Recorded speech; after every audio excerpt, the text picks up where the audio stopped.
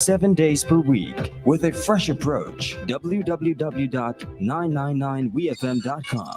WeFM News online on demand.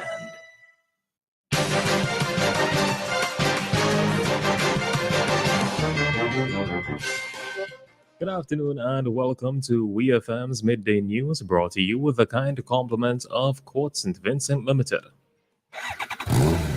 When you're behind the wheel, stay alert. Driving safely should always be your top priority.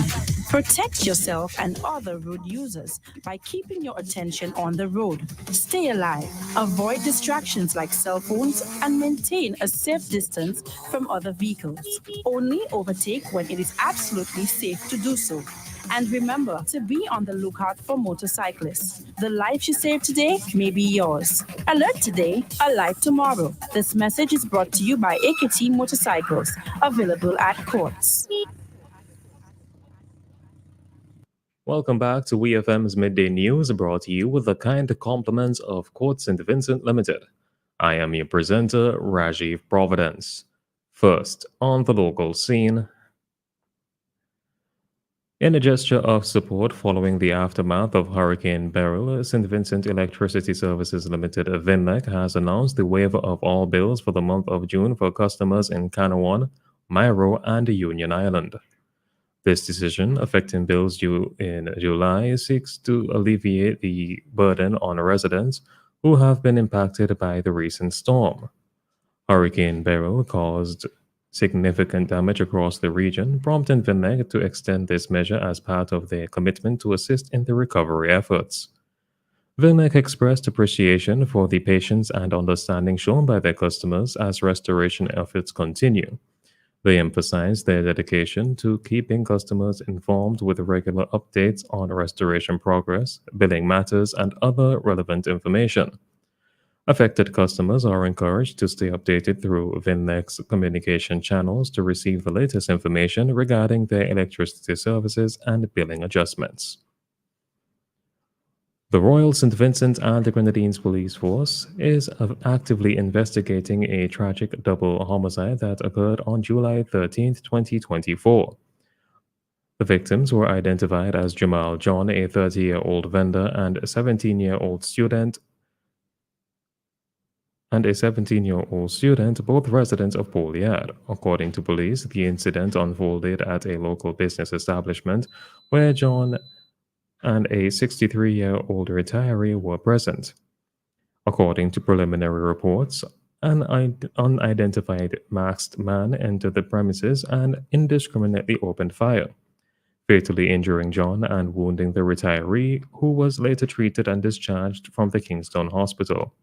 Tragically, a short distance from the initial scene, the 17-year-old student was also shot and pronounced dead at the location. Has assured the public of their commitment to a thorough investigation to uncover the circumstances surrounding the incident. A post-mortem examination will be conducted to determine the exact cause of death for both victims. Still on the local scene, while discussing the issue of the resumption of school for Grenadine students, Prime Minister Dr. Ralph Gonsalves disclosed what the government had planned to ensure that the education of those students will continue without disruption.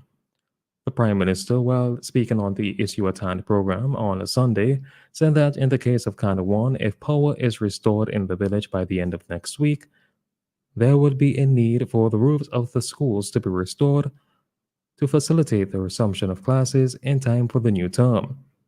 He said the same would need to be done for the primary school on Mairo.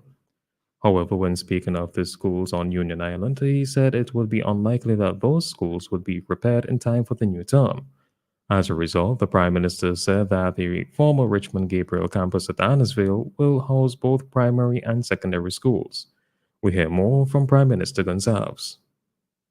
You have in Union Island Secondary School 202 students, and you have in the two primary schools about 250 students. In all told, you have approximately 450 students. It is unlikely that we will get those schools up back because of the other things which will be necessary in the community, including housing. So what we are doing, we are putting money in the estimates, in the supplementary estimates, to fix up and extend the old teachers college, which Richmond Gabriel University was in now, and extend it. I have primary on one side. We'll have to combine the two primary schools. Is no problem. It's no problem in putting 250 students in one primary school. You know what I mean? Because we have schools on the mainland far larger than that. But we'll have to bring up the teachers.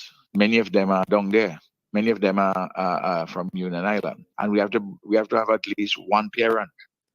That was the Prime Minister, Dr. Ralph Gonsalves. The Prime Minister said that he had asked the Ministry of Tourism to lease several guest houses to accommodate for the next 10 months students, parents, and teachers from Union Island. The St. Vincent Electricity Services Limited VINLEC is issuing a strong plea to residents of Canouan, Mairo, and Union Island to exercise extreme caution and avoid causing damage to the company's infrastructure in the aftermath of Hurricane Beryl. Following the destructive passage of the hurricane, VINLEC has been actively assessing the extent of damage across these islands. Teams are mobilizing swiftly to clear debris and restore essential services, but the company warns that any actions resulting in the damage of distribution lines, poles, or transformers will significantly hinder these efforts. VINLEC emphasizes that tampering with or damaging their assets could delay the restoration of power to affected areas, potentially impacting residents who are already coping with the aftermath of the hurricane. On to news in the region.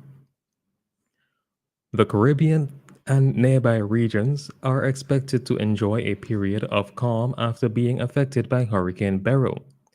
This respite from storm activity is a welcome relief for those still recovering from the recent hurricane. According to the National Hurricane Center for the NHC, for the North Atlantic, Caribbean Sea, and the Gulf of Mexico, tropical cyclone formation is not expected during the next 7 days, offering reassurance. Meteorologists attribute this break in tropical activity to environmental factors. The Weather Channel suggests that dust-laden Saharan air moving across the Atlantic basin is likely contributing to the current tranquil conditions. This tranquil period follows a notably active June, which witnessed 3 named storms including Hurricane Beryl. The early development of Beryl into a major hurricane underscored the unpredictable nature of tropical weather patterns. While this forecast provides temporary relief, residents and officials are advised to remain vigilant and prepared as the hyperactive hurricane season continues. Bahamian Prime Minister Philip Davis has announced support for a series of bills aimed at legalizing medical and religious use of cannabis, as well as decriminalizing possession of small amounts.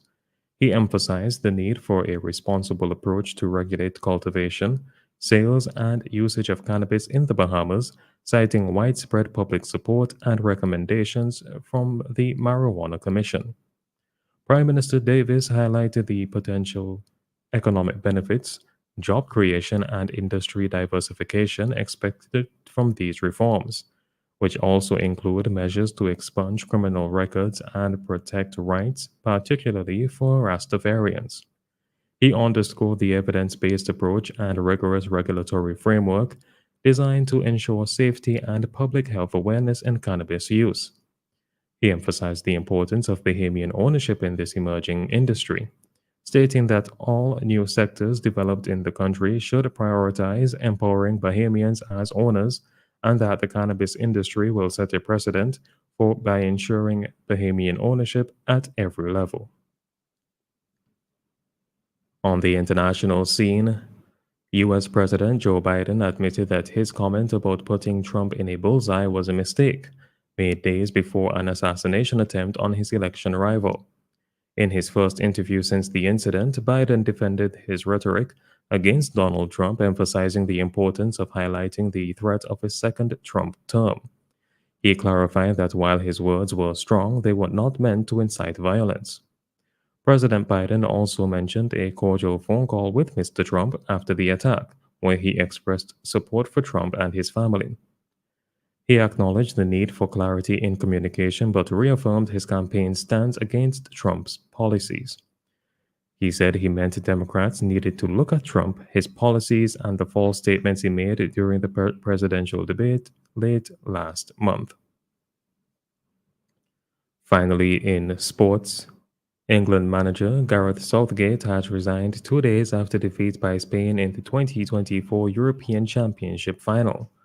The Three Lions lost 2-1 in Berlin on Sunday, their second consecutive Euros final defeat, having been beaten on penalties by Italy at Wembley 3 years ago. 53-year-old Southgate managed his country for 102 games in 8 years in charge. His contract was set to expire later this year. As a proud Englishman, it has been the honor of my life to play for England and to manage England, said Southgate. Football Association chief executive said the process to appoint Southgate's successor has started and they aim to have a new manager confirmed as soon as possible.